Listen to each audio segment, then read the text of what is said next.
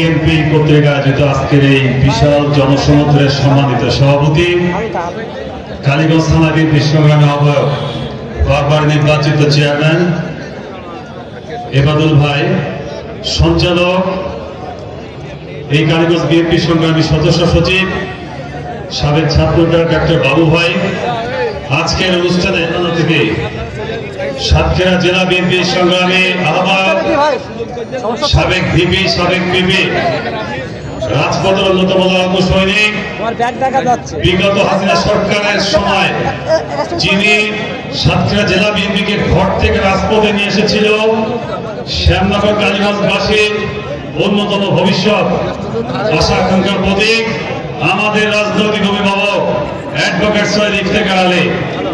বিশেষ অতিথি উপস্থিত আছেন সাতক্ষীরা জেলা বিএনপির সংগ্রামী সদস্য সচিব, লাভসেমিয়া থেকে বারবার নির্বাচিত অত্যন্ত জনপ্রিয় চেয়ারম্যান, সাতক্ষীরা জেলা বিএনপির অন্যতম অভিভাবক, সাতক্ষীরা সদর আসনের আগামী দিনের ভবিষ্যৎ চেয়ারম্যান আব্দুল আলিম। উপস্থিত আছেন সাতক্ষীরা জেলা বিএনপির সংগ্রামী সমন্বয়ক, জেলা বিএনপির অন্যতম যুগ্ম আহ্বায়ক, শহর বিএনপির সংগ্রামী সাবেক সভাপতি হাবিবুর রহমান হাবিব সহ সময় স্বল্পতার জন্য সকলের নাম নিতে পারছি না, জন্য আমি দুঃখিত।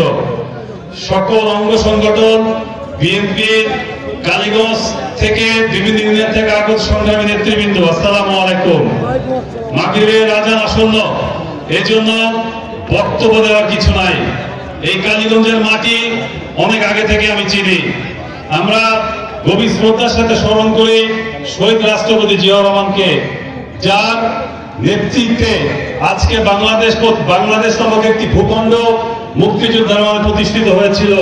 তারই সহধর্মিনী, আপনারা জানেন, এশিয়ার মধ্যে সবচেয়ে জনপ্রিয় নেত্রী, যিনি কখনো নির্বাচন করে পরাজয় বরণ করেনি, যিনি জীবনের ভয়ে এই দেশ ছেড়ে মাটি ছেড়ে পায়নি।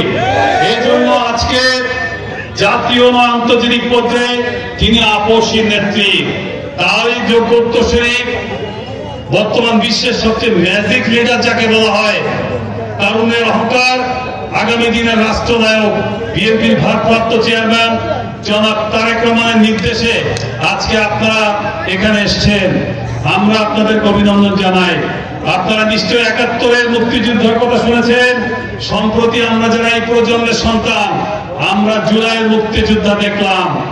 এই ৫ তারিখের মুক্তিযুদ্ধায় আমাদের যে সকল শহীদ ভাইরা বুকের রক্ত দিয়ে আজকে দেশকে দ্বিতীয়বার স্বাধীন করেছে, সেই সকল ভাইদের প্রতি আমরা বিনম্র শ্রদ্ধা জানাই। তাদের আত্মার মাগফিরাত কামনা করে দেবতার কৃতি সন্তান আসিফের প্রতি আমরা শ্রদ্ধা জানাই। তরতাজা একটি যুবক ছেলে, ফার্স্ট ইয়ারে পড়া ছেলে, এই মাটিতে যার জন্ম, সেই পরিবার আজকে গর্ব করে বলতে পারে আমার ছেলে শহীদ হয়েছে, আমরা শহীদের সন্তান। বিশ্বাস করুন ভাই, আজকে বাংলাদেশে যারা জীবনে কোনো রাজনীতি করেনি, এইসব ছাত্র জনতা আজকে জীবন দিয়ে দেশটাকে স্বাধীন করে গেছে, তাদের কোনো চাপ নাই। আপনি আমি আমাদের সকলের নামে মামলা ছিল, মামলা আছে, জেলে অনেকের সাথে দেখা হয়েছে। আমরা জানি স্বৈরাচারী হাসিনা সরকার আমলে হাসিনার পুলিশ কখনো আমাদের বাড়িতে ঘুমাতে দেয়নি।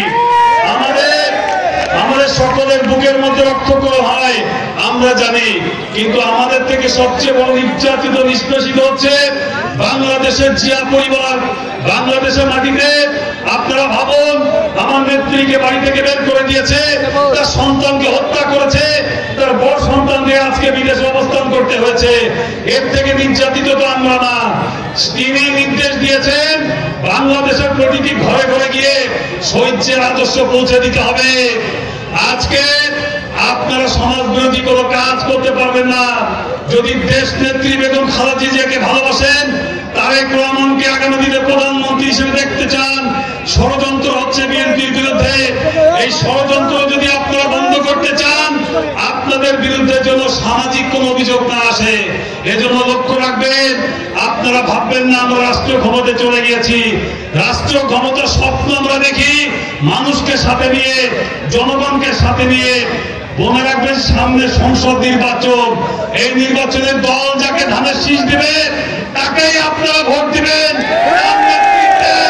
দুর্গ করে তুলবেন।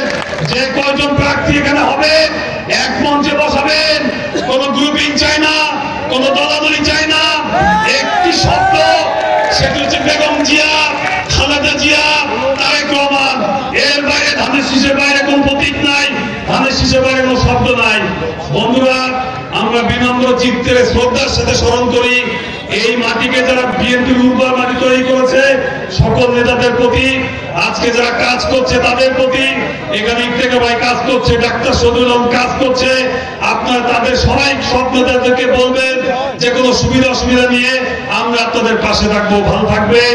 কালীগঞ্জের মাটি বিএনপির ঘাঁটি, কালীগঞ্জের মাটি তারেক রহমানের ঘাঁটি, কালীগঞ্জের মাটি ধানের শীষের ঘাঁটি। আসসালামু আলাইকুম। ওয়ালাইকুম আসসালাম ওয়া রাহমাতুল্লাহ।